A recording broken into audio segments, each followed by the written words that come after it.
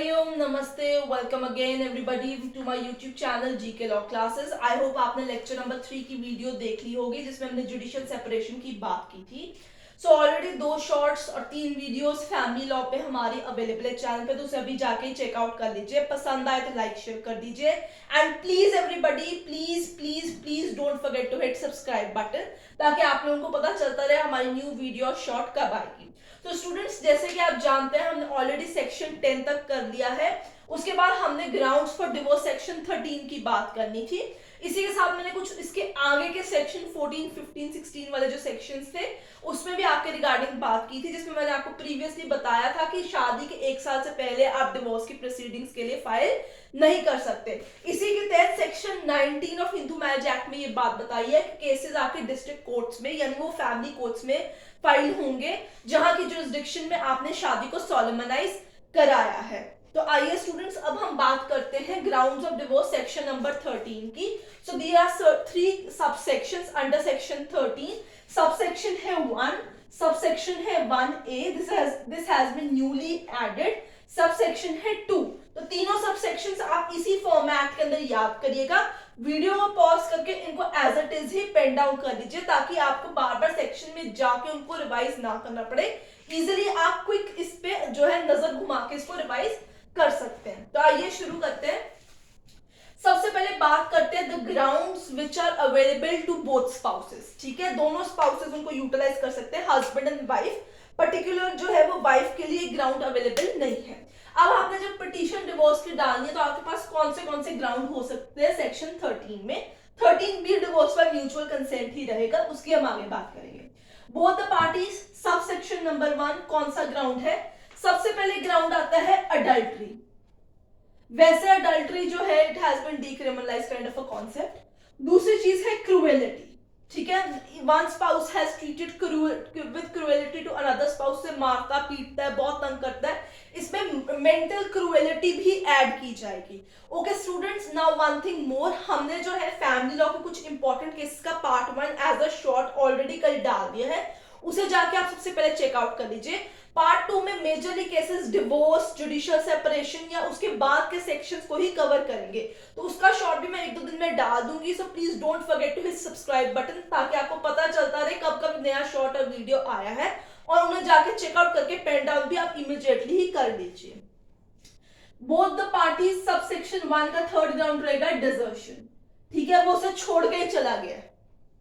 ठीक है, either before the commencement of act or after the commencement of act, in both the cases desertion। वैसे ये previously पुराने जमानों का कॉन्सेप्ट होता था, नए के लिए आगे वो नॉट अलाइव में आता है। खैर वो छोड़ के चला गया। cease to be Hindu, now he is not a Hindu anymore, उसने इस्लाम धर्म, पारसी, जोइश, क्रिश्चियन धर्म अपना लिया है। he ceases to be Hindu।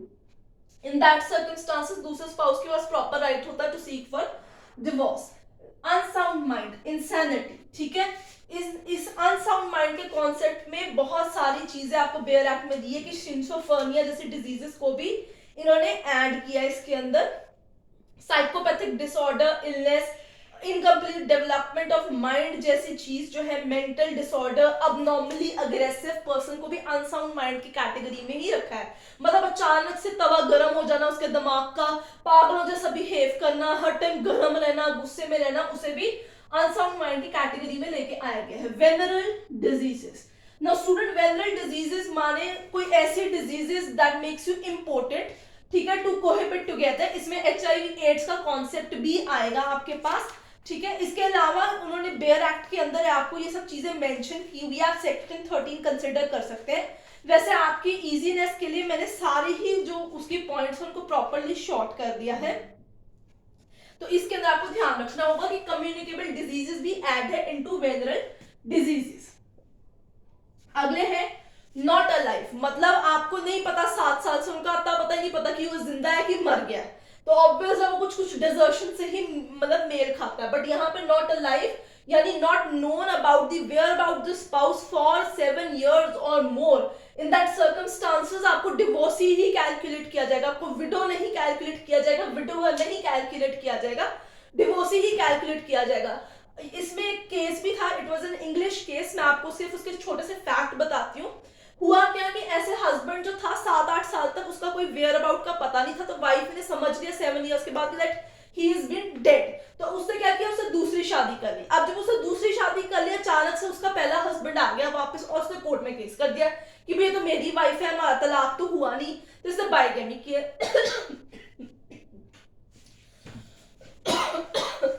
Sorry. तो कोर्ट ने उनको ये कहा कि अगर 7 साल ऑलरेडी हो गए हैं तो how can you we expect you to live, हम कैसे मान लें कि आप भी जिंदा हो गए, तेरा तो पता ही नहीं था, तू तो छोड़ के सब कुछ चला गया, वो अपने आप ही जीती रही मरती रही, तूने देखा ही नहीं, तो हम तेरे को नॉट अलाइव ही कैलकुलेट करेंगे और उसकी शादी वैलिड मानेंगे।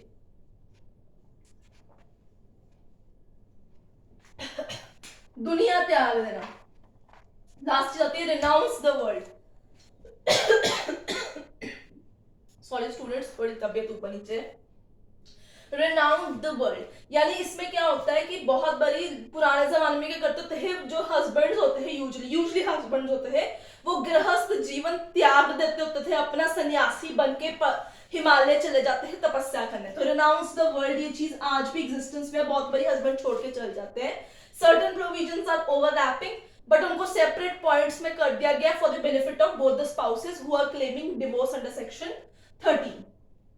Subsection 1A. Now this has been newly created grounds. इसमें न्यूली क्रिएटेड ग्राउंड्स ये है कि डिक्री जो है रेस्टोरेशन ऑफ कंजुगल राइट्स की पास की गई है, पर आपका जो स्पाउस है वो आपके साथ रहने नहीं आया, 1 साल और उससे ज्यादा हो गए डिक्री को पास हुए हुए, still you are not cohabiting together in a domestic household. या जुडिशियल सेपरेशन हो चुका हुआ है, उसको भी हुए 2-3 साल, मतलब 1 साल से ज्यादा यानी 2-3-4 साल हो चुके हुए हैं, still no resumption of cohabitation, in that circumstances parties जो है डिवोर्स के लिए सेक्शन 13 में क्लेम कर सकते हैं। तो इसका पॉइंट रहेगा no resumption of cohabitation under section number 9 at 10। अब बात करेंगे subsection number 2 of section 13 special grounds only provided to women, यानी जो वाइफ्स को अधिकार दिए गए कुछ सर्टेन एरियाज के अंदर। बात कर लेते हैं बाइगैमी, यानी शादी के वक्त हस्बैंड की ऑलरेडी एक वाइफ जिंदा थी, ठीक है। 494-495 ऑफ आईपीसी में भी बाइगेमी की बात की जाती है। So section number 17 of Hindu marriage act के तहत भी आप बाइगेमी जो है is a ground under section 17 के तहत उसको सजा भी दिलवा सकते हैं टू द स्पाउस की वो ऑलरेडी शादीशुदा था, उसने धोखे में रख के इससे शादी कर दी है। 494 और 495 आईपीसी के तहत 7 साल तक की सजा और जुर्माना लगता है टू द स्पाउस जिसने बताया नहीं होता कि उसकी पहले भी शादी हो रखी है, क्योंकि concept of monogamy Hindu law के अंदर जो है वो चलता है, which is based on the principle of exogamy, ठीक है। नेक्स्ट चीज है आपका जो हस्बैंड है, he is guilty of rape, sodomy और बेस्टैलिटी, तो उसने ये अपराध किए, उसको सजा मिली हुई है, ठीक है, वो कन्विक्टेड है इस चीज के लिए, तो ये भी ग्राउंड बन जाता है वाइफ का कि वो उसको तलाक दे सकती है। Reputation of a child marriage, now this is a very interesting ground. 15 साल की उम्र में एक लड़की की शादी हो जाती है, on turning 18 she has a right कि उस शादी को नकार दे, मानने से मना कर दे, रेप्यूटेट कर दे। यहाँ पे वेदर द मैरिज इज कंजम्प्टेड और not, this will not be a ground. Consummate हुई है शादी, नहीं हुई है, ये किसी भी ग्राउंड के अंदर मान्य नहीं होगा। What is important is that she is repudiating the marriage at the age of 18, claiming her right to restart her life. So basically students, these are the ground of divorce under section 13. According to section 19, it has to be presented in the district court where your marriage has been solemnized. अब हम बात करेंगे 13B की। Now students, 13B talks about divorce by mutual consent, ठीक है। आप इन सारे grounds को पेन डाउन कर लीजिए, तीनों क्लॉजेस ऐसे ही आपको याद रखने हैं। आई होप आपको समझ में आ गया होगा, ठीक है। अब हम 13B की बात करेंगे, ठीक है। Let's talk about divorce by mutual consent. Mutual consent माने दोनों की उसमें सहमति है कि हाँ भाई हमें तो तलाक चाहिए ही चाहिए, हमें आजाद होना है, ठीक है। इरिवर्टिबल ब्रेकडाउन ऑफ थ्योरी के कॉन्सेप्ट पे ये चीज चलती है। ये जो ग्राउंड्स है, जैसे ये ग्राउंड है, ये आपके पास क्या ग्राउंड्स है, जो वाइफ को ग्राउंड दिए थे वो क्या है, वो फॉल्ट थ्योरी के ग्राउंड्स है। जब आप यूजीसी नेट की तैयारी करते हैं आप उसमें डिवोर्स के ग्राउंड्स भी देखते हैं, जैसे इरिवर्टिबल ब्रेकडाउन थ्योरी, फॉल्ट आपकी थ्योरी हो जाती है, ये सारी थ्योरीज ऑफ डिवोर्स रहती है। Now students let's focus on the another concept, section 13B, mutual consent, दोनों की सहमति है। ठीक है, अब हम इस पे जरा फोकस करते हैं क्योंकि ये भी एक इंपॉर्टेंट कॉन्सेप्ट है before we wind up this process. ठीक है, इसके अंदर क्या हो सकता है कि इन केस स्पाउसेस जो हैं they are not living together. ठीक है, पहली चीज तो आपको ये चीज याद रखनी है, they are not living together for 1 or more year। ठीक है, you are not living together. ठीक है, नंबर 2, जो आपने पिटीशन दायर करानी है वो डिस्ट्रिक्ट कोर्ट में जाएगी।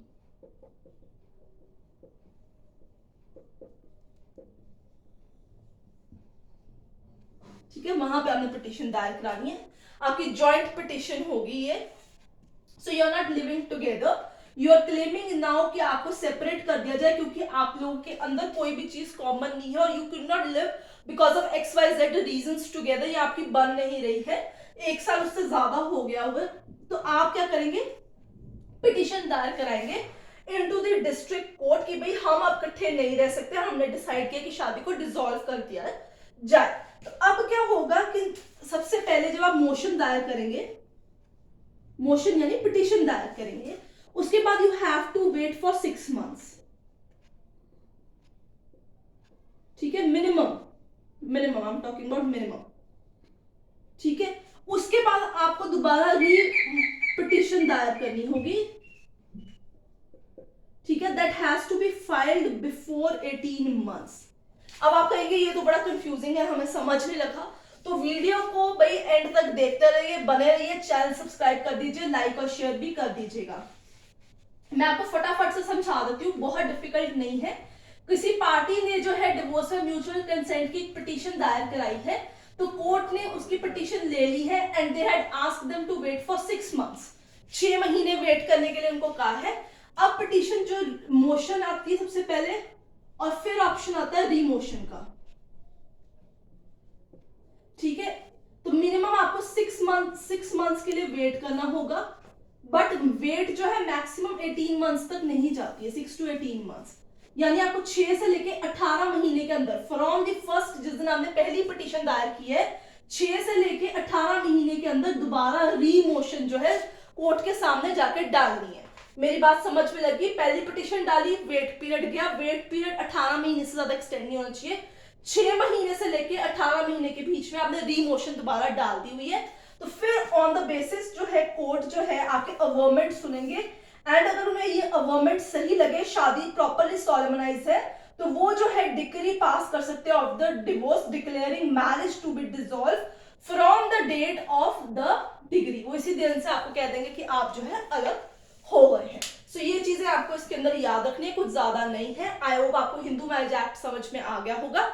हम पार्ट 2 एज अ शॉर्ट लेके आएंगे जिसमें इंपॉर्टेंट केस लॉज इनके रिगार्डिंग होंगे, तो चैनल को बने रहिए, बेल आइकन बटन दबा दीजिए और हमारे व्यूज करना भूलिएगा मत, लाइक शेयर करना भूलिएगा मत।